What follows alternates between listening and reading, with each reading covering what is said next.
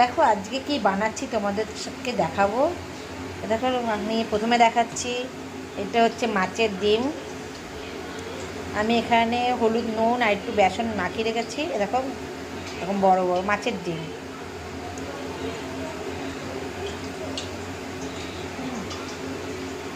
এই দেখো কত বড় বড় দেখতে পাচ্ছ।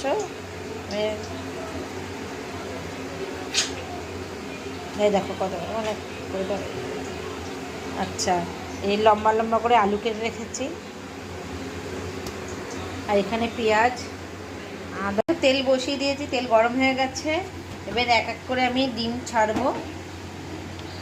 বেসনটা মাখিয়ে নিয়েছি যেন তেলটা না ছেটে। এই দেখো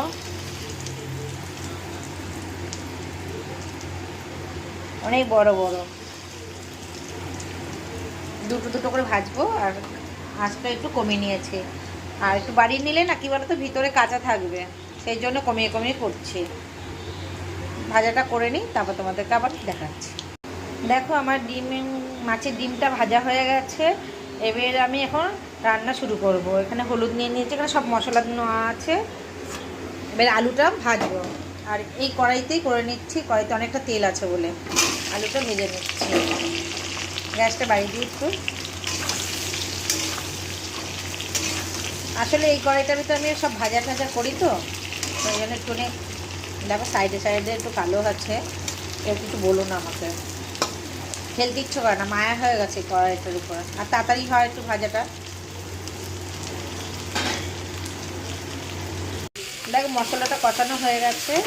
এবার আমার এই বাটিটা ধুয়ে জলটা দিয়ে দিচ্ছি। একটু মাখা মাখা হবে, বেশি ঝোল থাকবে না। এবার ঢেকে দেবো আর উনানের আঁচটা একটু কমিয়ে দেবো।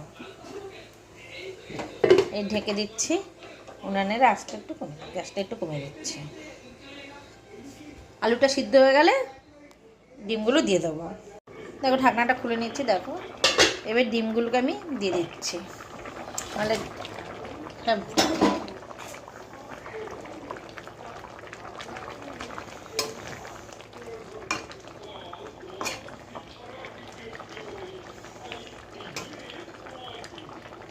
ডিমটা দিয়ে দিলাম কেন, ডিমটা একটু নেই তাহলে মানে ঝাল নুন ঝাল সব ঢুকবে, মাখা মাখা হবে, তো সেই জন্য ডিমটা এখন দিয়ে দিলাম। নামিয়ে তোমাদেরকে দেখাবো। দেখো আমার ডিমের ঝাল রেডি। কেমন হয়েছে কমেন্ট করে বলো। সবাই ভালো থেকো, টাটা।